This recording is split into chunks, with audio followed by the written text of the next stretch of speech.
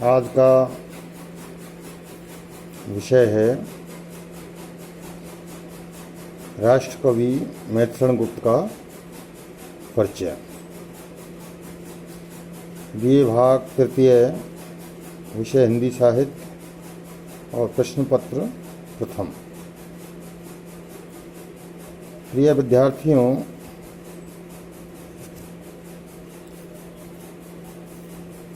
श्री गुप्त जी द्विवेदी युग में एक ऐसे कवि थे जिन्हें राष्ट्रकवि का दर्जा प्राप्त हुआ था। इस महान कवि का जो जन्म है वो उत्तर प्रदेश प्रांत के झांसी जिले के चिरगांव में 1886 ईस्वी में हुआ और बहुत समय तक साहित्य की सेवा करते हुए इनका देहावसान 1964 ईस्वी में हुआ।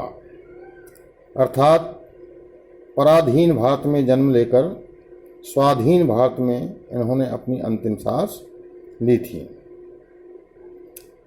ये द्विवेदी युग के बहुत ही लोकप्रिय कवि रहे हैं और द्विवेदी जी द्वारा, द्विवेदी से मतलब महावीर प्रसाद द्विवेदी जी द्वारा जो निकाली गई सरस्वती पत्रिका थी उसमें आरंभिक कविताएं लिखकर इन्होंने अपना काव्य लेखन का कार्य शुरू किया था,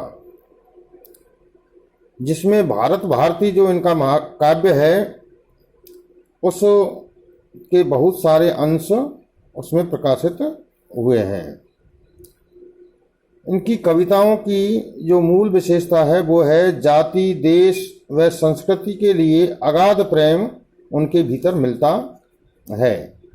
मातृभूमि का गौरव गुणगान करना इनकी महत्वपूर्ण विशेषता रही है। इनकी कविताएं खड़ी बोली में लिखी गई हैं और खड़ी बोली को सरल और सुबोध बनाने का कार्य गुप्त जी के द्वारा ही किया गया है। अर्थात द्विवेदी युग में जो खड़ी भाषा को सरल सुबोध रूप में स्थापित करने का कार्य चल रहा था उसमें महत्वपूर्ण योगदान गुप्त जी के द्वारा दिया गया था। गुप्त जी भारतीय संस्कृति के प्राचीन या पौराणिक कथाओं को लेकर के काव्य लिखते रहे हैं। द्विवेदी जी की जो आदर्शवादी, नैतिकतावादी और पवित्रतावादी विचारधारा थी उसे लेकर इन्होंने बहुत सारे काव्य लिखे हैं। गुप्त जी की महत्वपूर्ण रचनाएं जो हैं उनमें भारत भारती, साकेत, यशोधरा, पंचवटी, द्वापर, विष्णुप्रिया आदि इनके प्रमुख काव्य रहे हैं या काव्य हैं। इनके अधिकतर काव्यों में ज़्यादातर इनके काव्य ऐसे रहे हैं जिनके भीतर जो समाज में तिरस्कृत नारियां रही हैं उनको तिरस्कृत या जिन्हें भुला दिया गया है इतिहास के द्वारा, ऐसी नारियों के चरित्रों को अभिव्यक्त करना या उजागर करना इनका मूल ध्येय रहा है। चाहे आप यशोधरा में आप यशोधरा को देख लीजिए। महात्मा बुद्ध जी के द्वारा उनको आधी रात पर छोड़ करके चले गए थे। और उर्मिला, जो साकेत की उर्मिला है, लक्ष्मण की पत्नी, उसका चरित्रांकन इसमें किया गया है। तो इन ऐसे उपेक्षित या जो भुला दिए गए हैं ऐसे नारी पात्रों को जीवंतता दी गई है। पाठ्यक्रम में जो उद्धृत अंश है वो द्वापर काव्य से लिया गया है और विधृता नाम से ये इस अंश को रखा गया है। कविता में जो श्रीमद् भागवत है उसमें कुछ ही नारी पात्र का चित्रण नहीं मिलता है, तो इसलिए यहाँ पर इसको विद्यता नाम दिया गया है।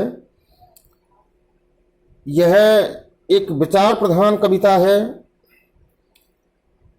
और इस विद्यता के माध्यम से उस काल की जो राज व्यवस्था है उसका विरोध करवाया गया है, किया गया है।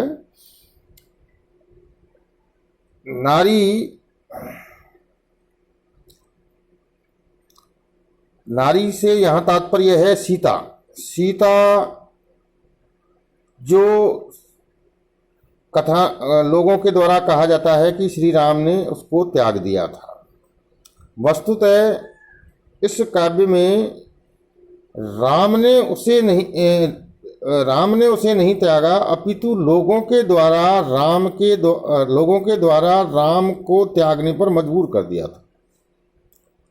वस्तुस्थिति ये है कि राम तो पूर्ण ब्रह्म थे, उन्होंने तो लीला करने के लिए इस यहाँ पर आए थे और रावण जैसे दुराचारियों का नाश करने के लिए ही उन्होंने पृथ्वी पर जन्म लिया था।